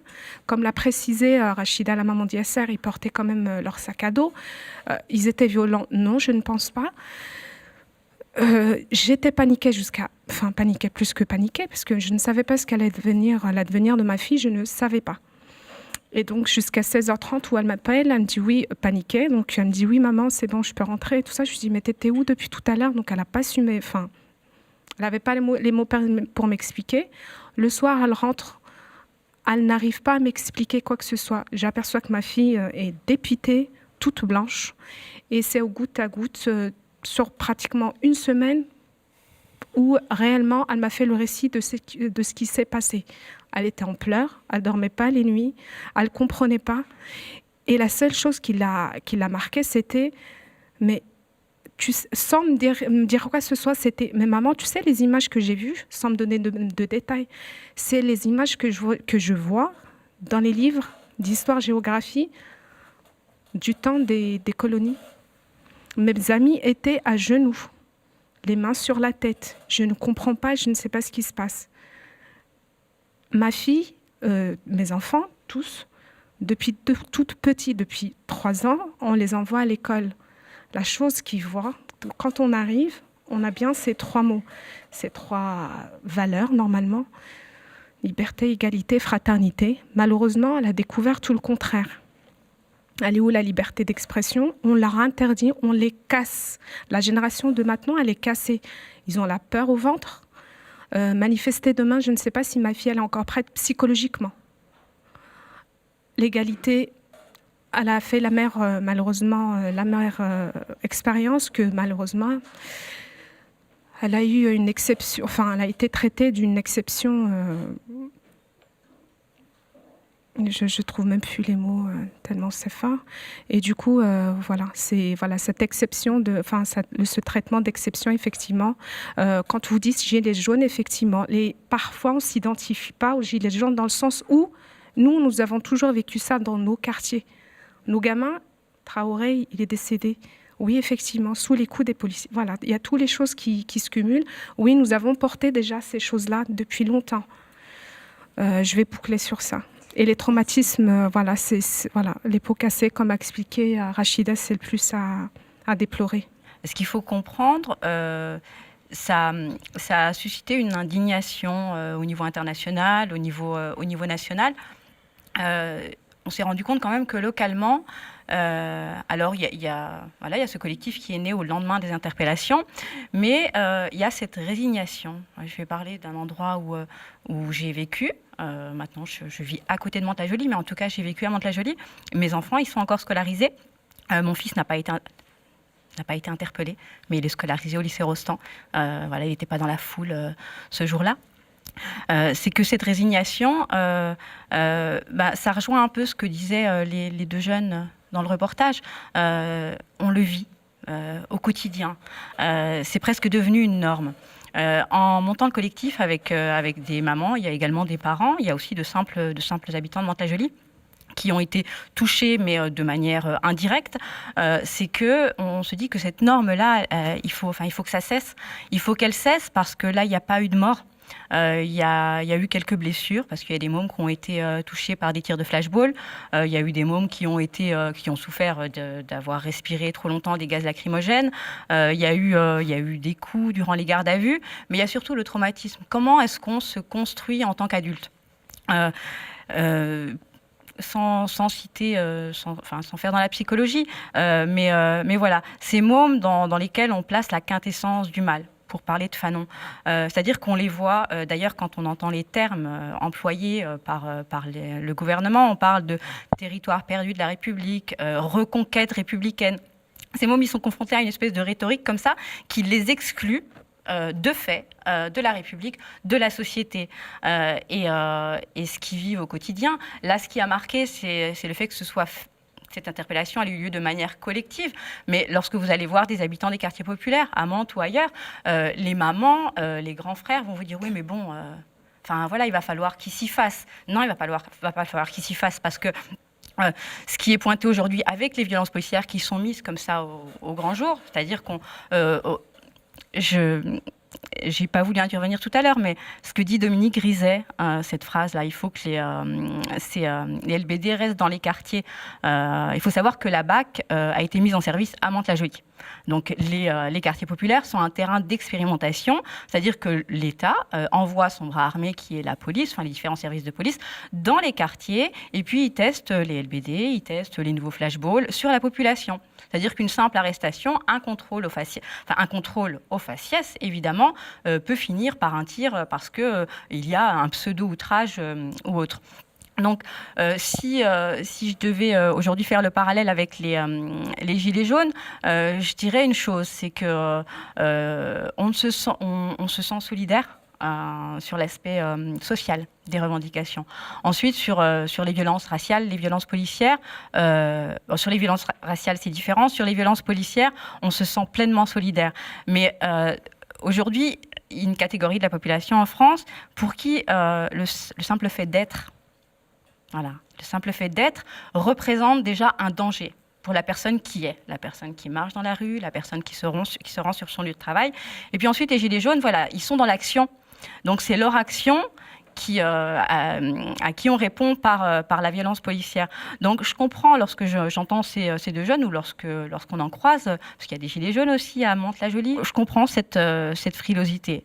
Et puis à un moment donné, je me dis que malheureusement, c'est aujourd'hui ou pas. Mais il va falloir que ce soit aujourd'hui. En tout cas, moi, je fais partie de ces utopistes pragmatiques qui pensent qu'à un moment donné, on peut parler de réelle convergence lorsque les uns et les autres prennent conscience que ce qui nous rassemble finalement, c'est l'ennemi. Là, clairement, l'ennemi, c'est le gouvernement, Macron et sa bande, enfin, et sa clique, Castaner, etc. Et lorsqu'on a pris conscience de ça, c'est comment est-ce qu'on balaye les clivages, c'est par ce genre de rencontres, mais des convergences inverses. Moi, je suis de celles qui attendent cette convergence inverse. C'est-à-dire qu'on vous attend dans les quartiers. De rebondir sur ce que vous êtes en train de dire, ça me touche énormément, ce que vous êtes en train de dire, parce que, effectivement, pour quelqu'un avec qui les médias nationaux vous l'avez dit tous, autant que vous êtes, je pense que dans les banlieues, c'est pas médiatisé, donc on ne sait pas ce qui se passe dans les banlieues. Moi, je l'ai découvert. Je l'ai découvert par les réseaux sociaux parce que je n'étais pas branchée non plus réseaux sociaux. Mais j'ai pleuré devant cette vidéo. La première fois que je l'ai vue, j'en ai pleuré. Et là, il y a eu quelque chose qui s'est déclenché dans ma tête parce que je me suis dit, les émeutes qui se sont passées dans les banlieues, je ne les comprenais pas. Je ne les comprenais pas parce que j'étais toujours à écouter les merdias, excusez-moi, mais voilà, moi je croyais encore les merdias et je ne croyais pas forcément ce qu'ils me disaient parce que je viens quand même de grande banlieue qui est Étampes, c'est une grande banlieue, le 91, le Sud Essonne. On n'a jamais eu non plus... il y a eu des émeutes à Étampes aussi, mais je les comprenais parfaitement. Mais là, il y a eu un déclic qui s'est fait en me disant, mais on ne nous a jamais parlé de ça. Donc, de réagir face aux violences policières dans les banlieues, faut-il encore être au courant ? Et c'était compliqué, ça a été compliqué pour moi, moi personnellement, hein, là vraiment je parle à titre personnel, où je me suis dit mais j'aurais dû faire quelque chose à ce moment-là, quand il y a eu les grandes émeutes qu'on a entendu parler il y a quelques années, je me dis à ce moment-là j'aurais dû peut-être ouvrir plus les yeux et savoir le pourquoi du comment, mais j'étais encore endoctrinée, parce que pour moi, ça a été de l'endoctrinement depuis que je suis toute petite par ces merdias. J'ai pas d'autres termes, je suis désolée. Et je le regrette profondément. Et je ne suis pas la seule aussi, on en parle beaucoup entre nous, où on se dit, mais on aurait dû réagir, mais on ne savait pas. On ne savait pas, c'est pas qu'on voulait, on fermait les yeux ou quoi qu'est-ce, mais En tout cas, voilà, pour ma part, je ne savais pas. Et moi, j'ai eu un téléphone portable où j'ai pu me connecter aux réseaux sociaux à partir du mois d'août de cette année parce que je n'avais pas d'argent pour en acheter un avant. J'ai eu un petit héritage de mon père. Mon père, il est mort. C'est grâce à ça que j'ai un téléphone et que je peux communiquer sur les réseaux sociaux. Et j'ai découvert toutes ces choses-là. Et quand j'ai vu cette vidéo, mais alors quand je l'ai vue, je ne savais pas que c'était Mantes-la-Jolie, je ne savais pas que c'était les banlieues. J'ai vu cette vidéo, rien que de voir les gamins à genoux par terre comme ça ou contre les murs. Je pleurais, on était avec mon mari, on regardait ça, je lui montrais, on pleurait parce qu'on a vu aussi d'autres lycéens sans que ce soit dans les banlieues non plus, qui se sont fait gazer, qui se sont fait charger. Et là, après, j'ai vu... Et là, j'ai fait la relation, Mantes-la-Jolie. Je me suis dit, mais c'est quoi les gens de banlieue? Parce qu'on n'a pas vu ça ailleurs dans les autres grandes villes, où ils les ont mis à genoux, ils les ont mis humiliés comme ils les ont humiliés. On n'a pas vu ça. Et je dis, ça y est, ça y est, ils sont en train de s'en prendre aux gamins de banlieue. Et ils en profitent parce que c'est les gamins des banlieues qui, comme vous disiez, tout un chacun, ils sont habitués à ça, mais c'est pas normal. Je suis encore atterrée d'entendre tout ce que vous dites, que les jeunes, ils vivent comme ça, en se disant, mais voilà, la maman qui parle à son fils et qui lui dit, si tu te fais arrêter, il ne faut surtout pas ci, surtout pas ça. Je suis choquée. Je suis choquée de savoir que les jeunes, ils vivent avec ça dans leur tête et dans leur psychologie. Ça ne devrait même pas exister, des choses comme ça. C'est incompréhensible. C'est incompréhensible. Je suis extrêmement choquée. Que fait la justice face à cette violence qui reste quasi toujours impunie? C'est notre seconde partie, le déni de justice. Dans les quartiers populaires, un nombre criant d'affaires ont eu lieu. On se rappelle de Ziad Ebouna en 2005, l'affaire Théo en 2017, la mort d'Adama Traoré le 19 juillet 2016, le jour de son anniversaire. D'expertise en contre-expertise, la justice arrive toujours à dédouaner les 2 gendarmes ayant été interpellés pour avoir fait un plaquage ventral à Adama Traoré. En octobre 2018 sort l'expertise médicale de synthèse réalisée 1 an plus tôt. Les médecins estiment qu'Adama Traoré est mort des conséquences de l'effort physique dû à sa fuite. Mais en ce mois de mars 2019, la contre-expertise demandée par la famille et rédigée par 4 professeurs de médecine interne issus des grands hôpitaux parisiens écarte cette théorie. Il pointe, je cite, des notions médicales improprement et faussement utilisées, et je cite encore des conclusions biaisées sur le plan intellectuel, voire de l'éthique médicale. Mamie Kaouté, est-ce que vous pouvez réagir face à cette affaire Traoré? Vous faites partie du comité pour Adama, d'expertise en contre-expertise, d'année en année, pour simplement que justice soit faite. Alors, pour revenir rapidement sur les faits, effectivement, Adama Traoré, paix à son âme, nous a quitté le jour de son anniversaire, 19 juillet 2016. Et depuis le début, ses amis, sa famille, les habitants du quartier disent la vérité. Puisqu'ils connaissaient Adama. Adama était en très bonne santé. C'était un grand sportif. Donc, quand il y a eu cette première version, cette deuxième, et ainsi de suite, quand le procureur a été pris la main dans le sac, en plein mensonge, puisque ça a été démontré par A plus B par l'avocat Maître Bouzrou. Il a été gentiment renvoyé ailleurs, puisqu'effectivement, quand on est un procureur et qu'on est censé représenter la loi, la justice, on doit être exemplaire. Et la famille s'est battue jusqu'au bout. Le comité a fait le nécessaire, ses amis, ils ont tenu jusqu'au bout.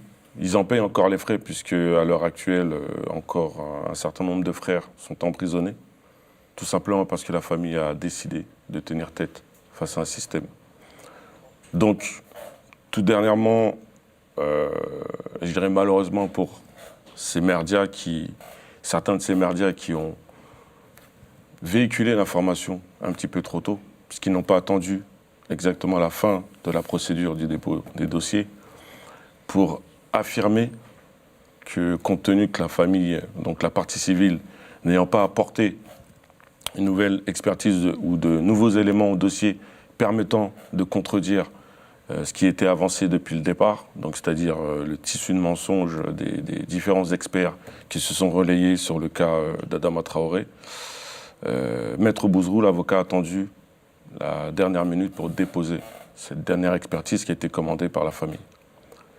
Et qu'est-ce qui est dit Qu'est-ce qui est affirmé dans cette dernière expertise? Il faut savoir, sans les citer, que les 4 spécialistes qui ont travaillé sur cette expertise sont des spécialistes des différents symptômes sur lesquels ont voulu se reposer la justice française pour dédouaner ou confirmer la mort d'Adama Traoré. Et ces experts, je tiens à les remercier puisqu'ils ont eu un geste humain envers la famille Traoré. Ils ont pris contact avec l'avocat. En prenant contact avec l'avocat, c'est lors de la dernière expertise commandée par la justice, ils étaient en train de lire un tissu de mensonges en tant que spécialistes. Pour eux, c'était une injure, une insulte pour leur, comment dirais-je, leur profession. Et du coup, ce qui s'est passé, c'est qu'ils ont demandé est-ce qu'on peut faire quelque chose. Et de même, ils ont décidé de faire une contre-expertise. Je voudrais aussi rappeler que 2 des gendarmes qui ont interpellé Adama Traoré, Romain Fontaine et Arnaud Gonzalez, pour ne pas les nommer, ont déposé une plainte le 30 juillet 2018 contre vous, contre le titulaire du compte Facebook La Vérité pour Adama et contre toute personne, je cite, de la famille d'Adama Traoré, de son comité de soutien. Heureusement, vous avez gagné, mais on peut tout de même en arriver là. Oui, je vous dis, depuis le début, ils essayent de faire plier la famille Traoré parce que nous avons répondu coup pour coup sur le plan médiatique. Et la famille Traoré a décidé d'être son propre média et de faire en sorte que la vérité éclate. Et là, ce qui s'est passé, c'est que, effectivement, ces gendarmes se sont sentis en danger à partir du moment où ils ont retrouvé sur les réseaux sociaux leur nom dévoilé. Mais la famille Traoré aurait pu faire la même chose, puisqu'on a dévoilé l'identité d'un certain nombre de membres de la famille qui ont subi des répressions, qui continuent à subir des répressions. Mais là, ces gendarmes se sont réjouis un petit peu trop vite. Et la première fois, quand ils ont déposé plainte, ça a été rejeté par la justice, puisqu'à partir du moment où on ne divulgue pas d'adresse postale, on ne divulgue pas d'adresse digitale, donc de mail, il n'y a pas d'atteinte à la vie privée. Vous avez un nom et un prénom. Vous avez commis un crime, vous allez devoir assumer jusqu'au bout. Et donc, effectivement, après ce rejet-là, nous avons appris que ces gendarmes étaient défendus par l'avocate de Marine Le Pen, par exemple. Donc déjà, on pointe du doigt un système qui nous fait subir des injustices. Et en plus de ça, vous êtes défendu par une représentante politique qui ne représente pas la France. Vous voyez ce que je veux dire? Et donc, on se pose certaines questions, certaines interrogations sur les intérêts des uns et des autres. Donc nous, en tout cas, membres du comité Famille Traoré et toutes les autres familles de victimes, nous essayons de faire front commun. C'est pas facile, mais nous essayons de faire front commun et de faire la démonstration qu'il est possible de faire retourner la vapeur. Ça reste une petite victoire, parce que, comme le dit si souvent Assa Traoré, on a déclaré la guerre à la famille Traoré, mais ils ne se sont pas rendus compte que dans la famille Traoré, il y avait des soldats déterminés et prêts à aller jusqu'au bout. Comme vous, Geneviève Bernanos, vous faites aussi face à cette injustice avec votre fils Antonin et vous travaillez ensemble, vous luttez ensemble avec le comité Adama. Oui, tout à fait, parce que ce qu'on voit ici, ce sont, au-delà des violences policières, les violences institutionnelles, et finalement la police est au service de la justice. Et ce sont bien les juges qui utilisent et qui ne donnent pas suite aux violences policières parce qu'ils en ont besoin. C'est évidemment un petit monde qui se tient les uns les autres. Pourquoi est-ce que les sans-papiers ne peuvent pas avoir justice? Ils ne sont pas des citoyens reconnus par finalement cette République et cette démocratie. Pourquoi est-ce que les populations des quartiers défavorisés n'obtiennent pas justice? Parce qu'on a pris l'habitude aussi de faire faire confiance aux exactions de la police. Et finalement, pour le cas des militants syndicaux ou politiques, on applique les mêmes dispositifs. Moi, j'ai eu à lire finalement ces processus, à bien les comprendre. Ce qu'on voit aujourd'hui, ce qu'on voit tout à l'heure avec Salim, qui nous explique que les sans-papiers sont des invisibles. Ce que l'on voit avec avec Zined Redouane, une invisible morte, décédée parmi les gilets jaunes. Ce qu'on voit dans les quartiers populaires, nos invisibles qui n'obtiennent jamais justice face à la police. Ce qu'on voit dans les quartiers, chez les militants, je rappelle, et ce n'est pas qu'en France, c'est dans le monde entier. Carlos Giuliani, 2001, le G8 à Gênes, mort de la police, jamais reconnu dans l'État italien et la police italienne, jamais reconnu dans ses responsabilités. Je rappelle Rémi Fraisse, en 2014, non-lieu prononcé l'année dernière.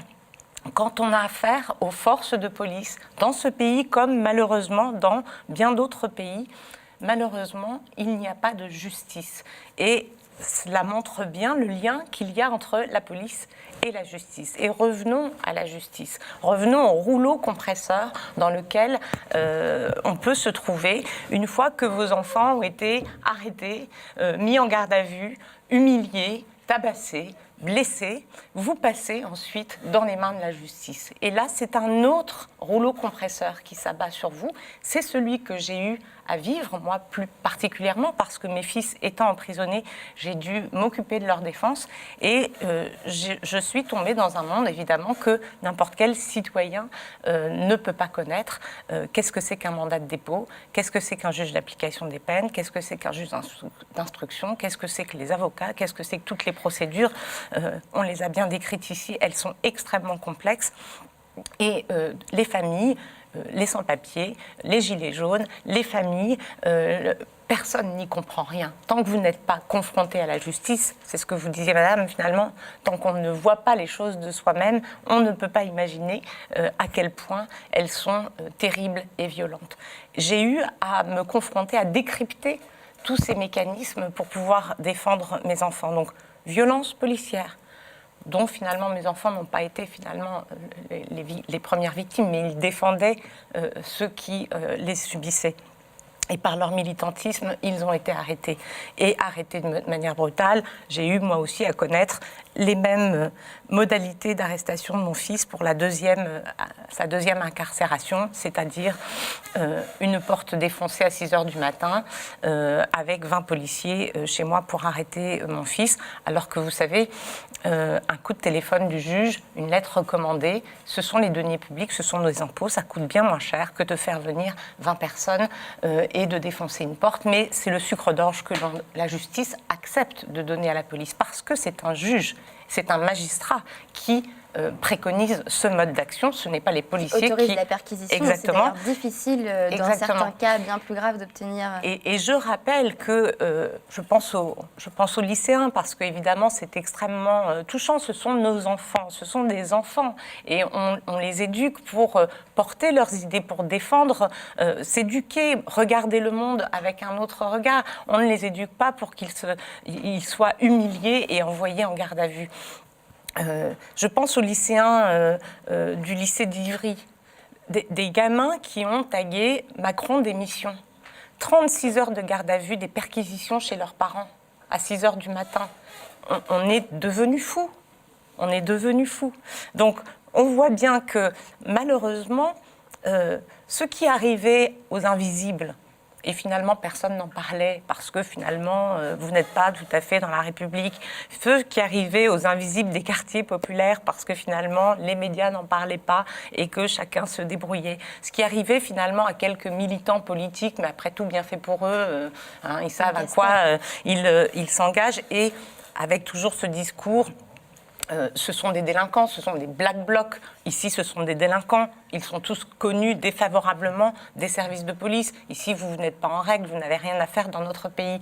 Donc, on décrédibilise systématiquement les personnes qui sont face à ces violences policières. On a un problème aujourd'hui avec les gilets jaunes parce que ce sont finalement des femmes pauvres, ce sont des personnes âgées sans ressources, ce sont des postiers, ce sont des ouvriers, c'est finalement tout le monde.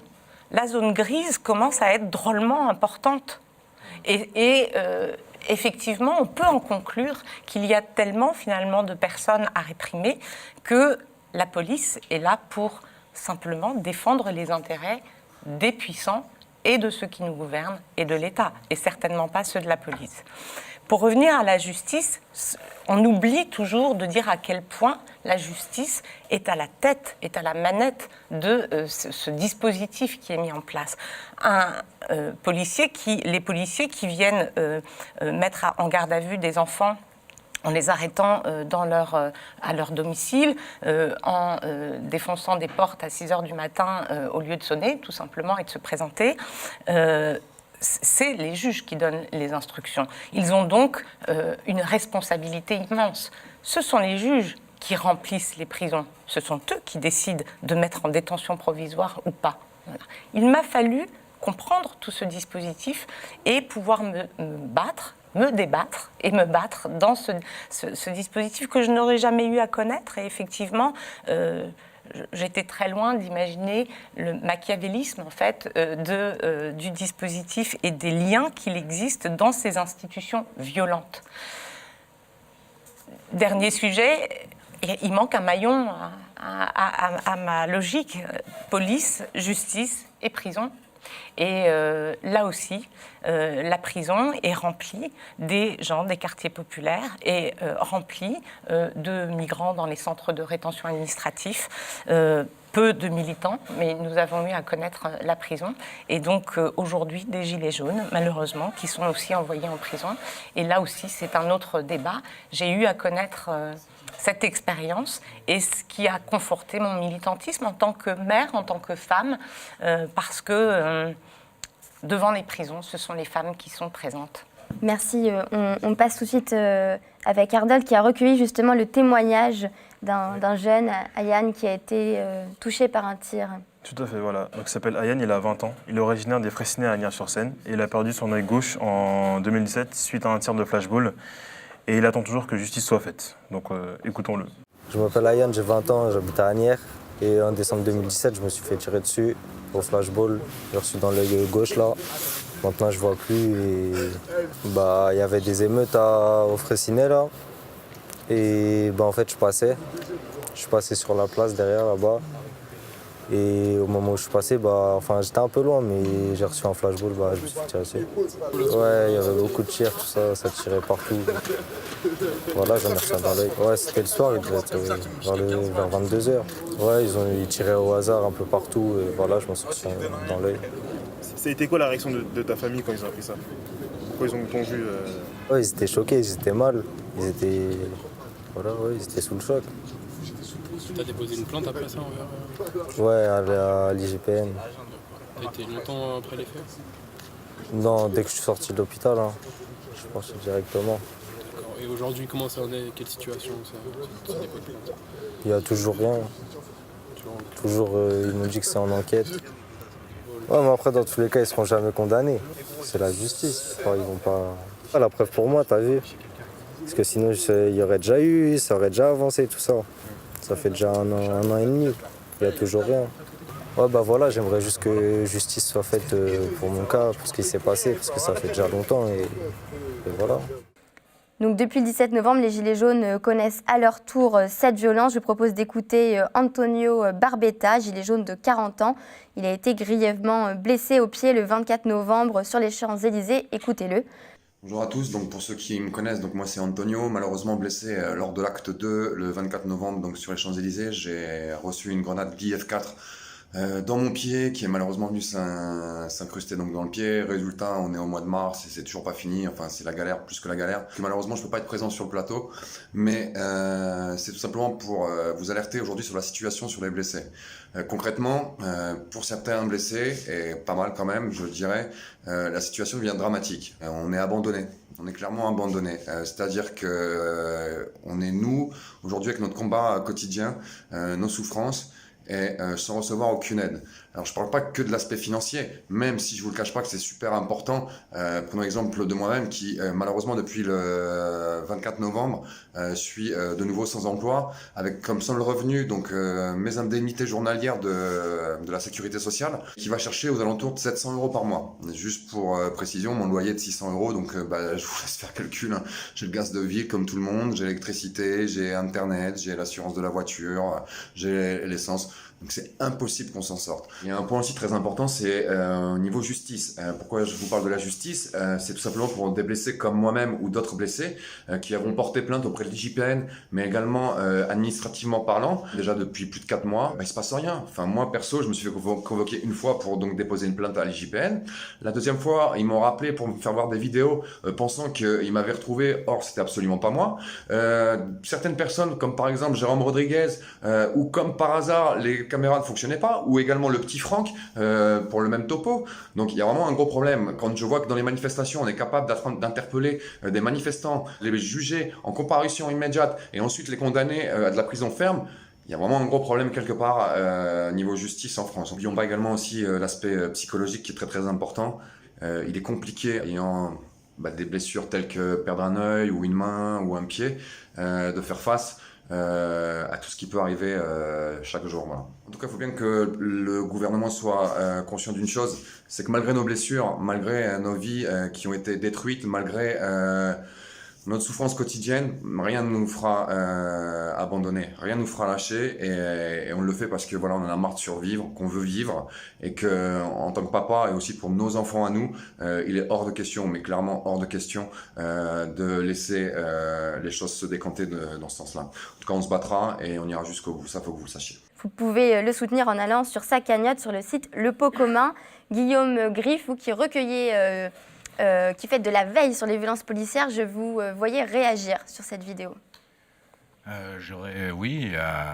Déjà, je viens de Mantes-la-Jolie, donc je n'ai pas été convié en raison de mon origine, mais effectivement, je peux témoigner de l'évolution des répressions policières vis-à-vis des mouvements lycéens. À mon époque, on mettait à disposition des trains pour qu'on puisse aller librement manifester, exercer notre droit civique et citoyen de s'exprimer. Aujourd'hui, effectivement, cette répression s'applique sur ordre et effectivement, la violence policière n'est que l'expression de la violence institutionnelle et politique. Et vous l'avez largement souligné, celle de la justice qui est non moins violente que celle politique. Donc c'est uniquement des décisions politiques et c'est une violence de caste puisqu'on peut s'apercevoir, on nous brandit toujours notre évolution avec les droits de l'homme que nous avons conquis, mais si on regarde l'histoire, tous les 20 ans, on est en révolution. Uniquement au XXe siècle, il y a eu 2 guerres mondiales et nos acquis, nous les avons acquis après la Deuxième Guerre mondiale. Nous avons été en révolution en 61, en 68 et tous les 20 ans avons été spoliés et violentés. Donc, par rapport à la lutte et à la pugnacité, on sait, parce que là on parle d'affaires en cours, mais il faut quand même relever et parler de l'affaire d'Amin Bentounsi et sa sœur Amal qui a été pugnace, qui n'a pas lâché l'affaire, c'est le cas de le dire. Elle a réussi à faire condamner. Alors, même si la peine est symbolique, il y a eu une condamnation. Donc voilà, même si ce policier qui est Damien Saboudjian ne fera pas de prison, mais il y a une peine. Et lorsqu'on répond à une injustice par une peine, c'est une manière aussi de réparer. Voilà, je tenais juste à le rappeler quand même. Oui. Alors, je donne la parole à Lawal qui n'a pas encore parlé. C'est assez choquant que vous soyez choqués, parce que c'est ce que nous, on voit tous les jours, quoi. C'est quand les mamans ils disent à leurs enfants, faites attention quand vous sortez, etc. Et que les enfants ils sont choqués d'entendre ça. Nous, on entend ça depuis petit. Mes grands frères, ils me disent, quand tu te fais contrôler, réponds pas, parce qu'ils vont te provoquer. Ils me préviennent. Ils me disent, ils vont te provoquer, ils vont faire en sorte que tu répondes pour pouvoir agir. Donc, ils me préviennent. Et, comment dire, c'est-à-dire que c'est choquant à un tel point où même un policier lui-même, il finit par dire que la justice n'existe pas. Lors d'un contrôle, j'étais avec mon ami, on se faisait contrôler. Et mon ami, il a demandé, il a dit, On n'a pas le droit d'avoir des couteaux sur soi, etc. C'est vrai, oui, d'accord. Mais admettons qu'une femme, maintenant, elle se fait violer, et qu'elle n'a rien pour se défendre parce qu'une femme, c'est faible, etc. Et qu'elle va porter plainte. Comment ça se passe? Le policier, il a dit, elle appelle la police. On a dit, mais le temps d'un viol, la police, elle n'a pas le temps d'arriver. Les questions qu'ils vont poser, etc., le temps d'agir, tout est déjà fait, en fait. Tout est déjà fini. Il n'y a plus rien. Il a dit, elle va porter plainte. On a dit, et si elle porte plainte, il va se passer quelque chose. Il dit, on va certes prendre sa plainte, mais il ne va rien se passer. Suite à quoi, il a dit que la justice n'existe pas, quoi. Et il nous a fait comprendre indirectement qu'il fallait faire justice soi-même. Mais on les voit dans les vidéos, on les voit dans les images. Lorsqu'on fait justice soi-même, ça retombe sur nous. Je voudrais rebondir sur ce que tu dis pour dire que 0,1% des viols sont condamnés en justice. Exactement. Donc on a clairement parlé de ce cas-là, c'est explicite. Un policier lui-même a dit qu'il n'y avait pas de justice. Donc la question revient à se poser, est-ce que les policiers sont réellement là pour nous protéger? Est-ce qu'ils sont réellement là pour nous protéger ou ils sont juste là pour obéir à des ordres? Des ordres qui sont mis en place par des personnes qui n'ont jamais été face à ces situations-là. C'est comme donner une voiture à quelqu'un qui n'a pas le permis. C'est sûr qu'il va causer beaucoup de dégâts. Donc on donne le pouvoir à des personnes qui n'ont jamais été victimes de répression. On donne le pouvoir à des personnes qui n'ont jamais souffert, en fait. Donc ils mettent des lois, ils instaurent des règles, etc., qui ne les concernent même pas. Ils ne connaissent pas la gravité de ces règles-là. Qu'on autorise les tirs de flashball dans les cités, etc. Demandez-leur, est-ce que l'un d'entre eux a déjà reçu un tir de flashball? Demandez-leur, est-ce qu'ils le savent? Est-ce que c'est des décisions qu'ils prennent vraiment à la légère ou c'est en connaissance de cause? La réponse, on l'a déjà. Parce qu'on voit la gravité de leurs règles, de leurs lois, on se demande est-ce que ces gens-là, ils sont humains? Est-ce qu'on vit dans la même planète?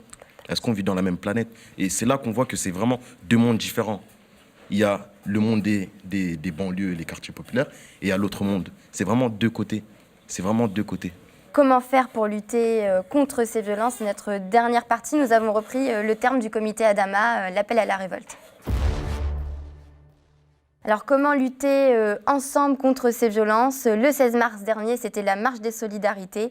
On vous y a tous croisés. Est-ce que quelqu'un a un mot à dire? Oui, la marche des solidarités, nous, le collectif Rungis, on y a, lors d'une conférence de presse, vivement appelé à la rejoindre. En tant que Gilets jaunes, on a appelé à rejoindre la marche des solidarités. Pourquoi? Parce que justement, on est tous concernés par les violences policières, par le racisme d'État, etc. Tout à l'heure, on parlait de justice, mais j'ai envie de dire, la justice, elle est aussi institutionnelle. Quand on voit comment est traitée l'affaire Benalla et comment est traité Monsieur Détinger, je veux dire, il y a 2 poids 2 mesures. On est dans une justice de classe, on est dans une lutte de classe. Tout ce qu'on fait là en ce moment, c'est pour justement exprimer qu'on n'est pas traité de la même façon que l'on soit en fait d'une classe populaire, banlieusarde, rurale, etc., ou que l'on vienne d'une classe bourgeoise ou membre du gouvernement, etc. Benalla, il a quand même usurpé une identité, il a usurpé une profession, il a mis un brassard de police et il a tabassé des gens et lui, il a rien. Il se promène avec des passeports diplomatiques, etc. Il se balade partout. Donc voilà, il y a vraiment 2 poids 2 mesures. Et ça, c'est quelque chose qu'on est là, on le voit, on est dedans, on est en direct et on le vit pleinement. Et c'est une injustice. Et c'est ça qu'on combat même en tant que Gilets jaunes. Et je pense que c'est ça, en fait, là, ce que je vois entre les mamans, entre nous, Gilets jaunes, entre les personnes militantes. Moi, j'ai fait des grèves, donc je sais ce que c'est que la répression policière aussi dans les manifestations syndicales.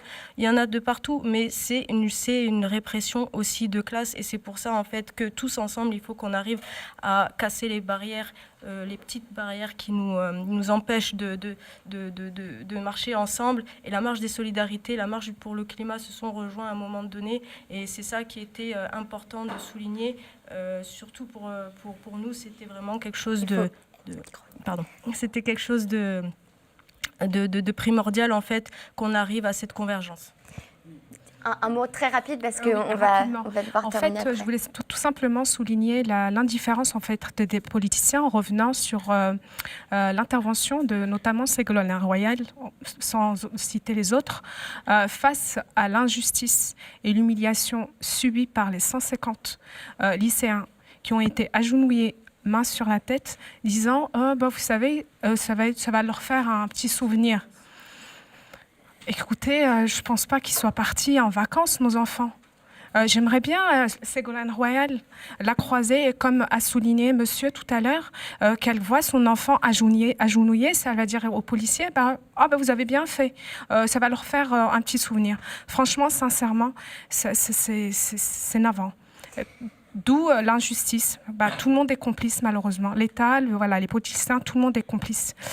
On est tous réprimés par les mêmes personnes, en fin de compte, par des représentants qui se disent nos représentants, que ce soit Ségolène Royal, Castaner, Macron, etc. En fait, on est là tous pour la même chose.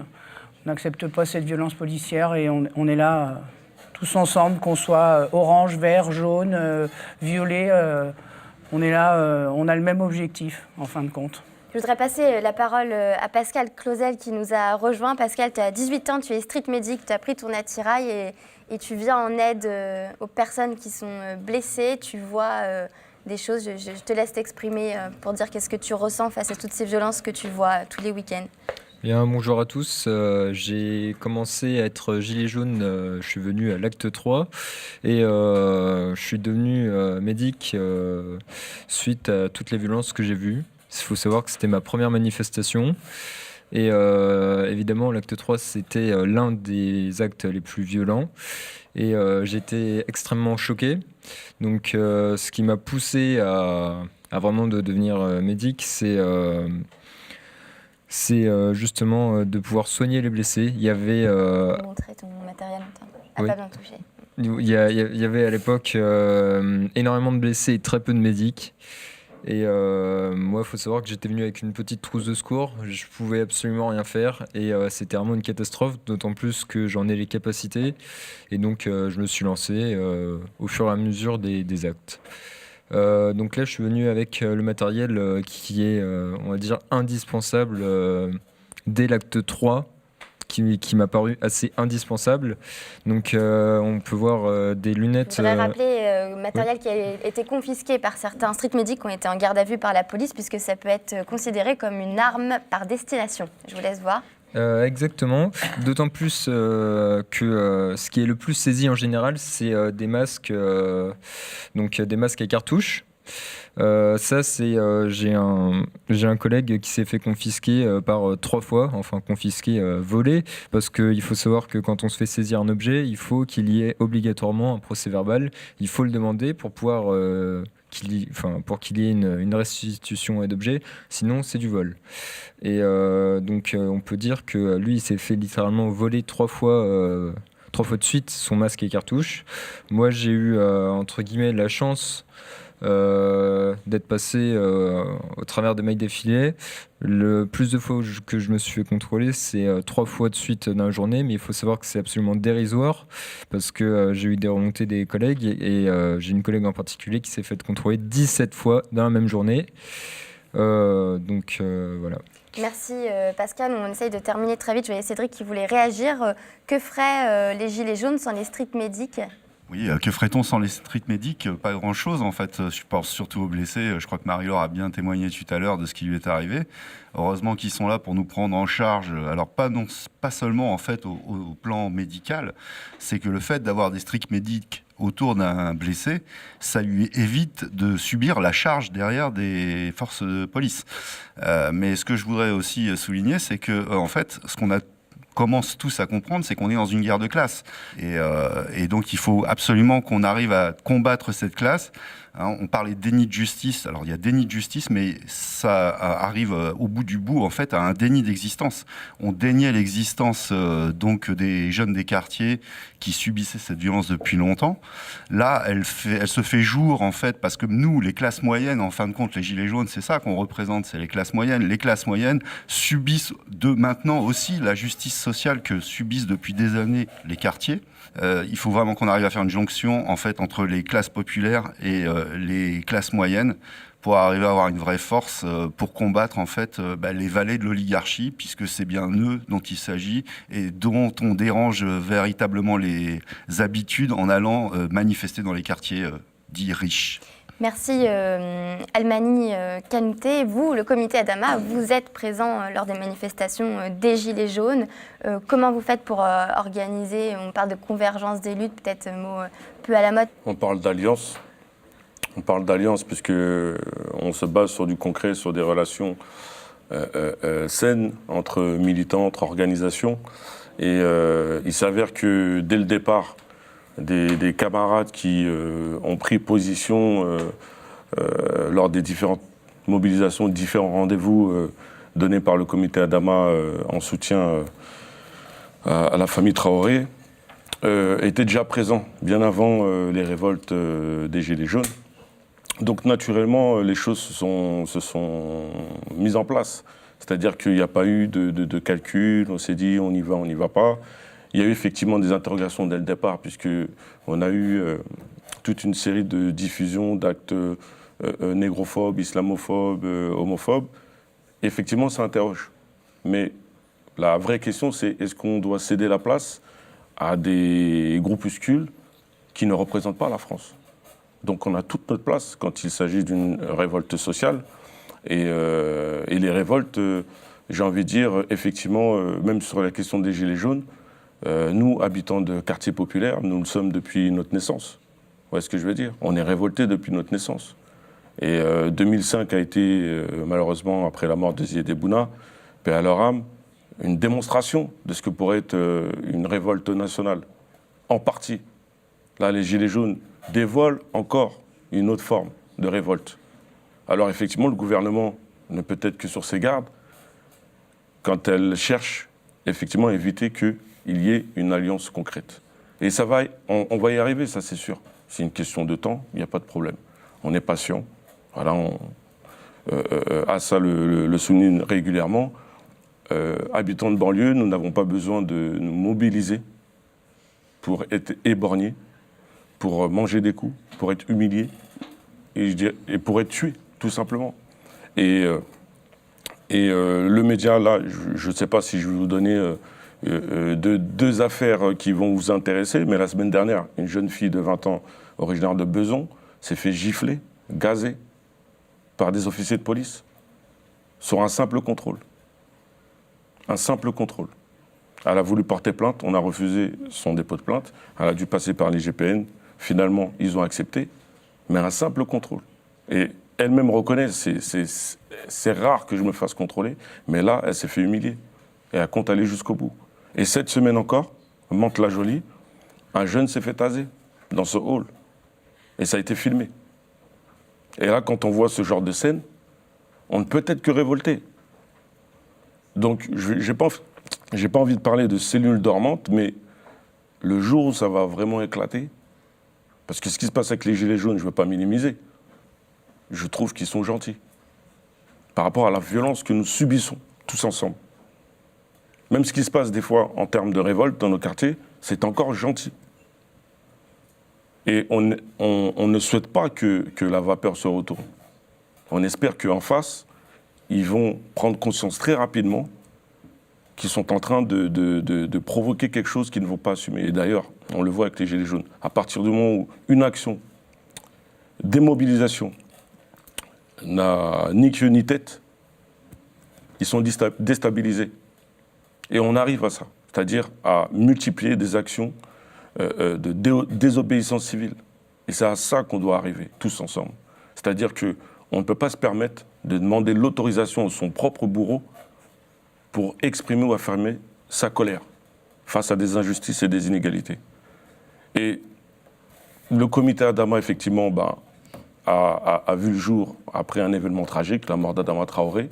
On est devenu avant-gardiste, mais on fait en sorte de ne pas se disperser. C'est-à-dire on reste concentré sur une affaire qui est en cours. Nous sommes énormément sollicités de toute la France, même sur le plan international. Et on essaie de contribuer au mieux à ce que les différentes organisations puissent se retrouver autour de la table. C'est ce qui se fait actuellement aussi avec les zones rurales, voilà, qui subissent aussi une forme d'injustice et d'inégalité. Et c'est à ça qu'on doit arriver, c'est à ça qu'on doit aboutir. C'est-à-dire que, effectivement, quand j'entends les petits frères, les jeunes des quartiers qui préfèrent rester au quartier, je suis d'accord avec eux. Quand le comité appelle les quartiers populaires, c'est pas nos jeunes qu'on appelle. C'est les adultes responsables, les personnes qui sont déjà engagées au quotidien et qui n'attendent pas à ce qu'il y ait des étincelles pour agir. C'est-à-dire qu'on agit régulièrement, quotidiennement, mais là, c'est qu'on doit multiplier les opportunités, les actions, les mutualiser et faire en sorte que tout ce mouvement devienne un bloc, mais un bloc à plusieurs têtes, parce que nous le savons, l'histoire nous le prouve. À partir du moment où il y a une tête, on fait une fixette sur cette tête, on lui coupe et c'est terminé. Et là, il n'arrive pas à mettre la main sur ce qui est en train de se passer. Et moi, j'encourage toutes les initiatives qui vont dans ce sens. Les formes d'action vont changer, parce que tout le monde reste focalisé sur les samedis. Il y a des réflexions en ce moment pour des actions communes, des opérations communes. Ils vont avoir mal à la tête, je ne sais pas s'ils vont dévaliser toutes les pharmacies, mais ils vont avoir très mal à la tête, parce qu'on n'est pas prêt de lâcher l'affaire.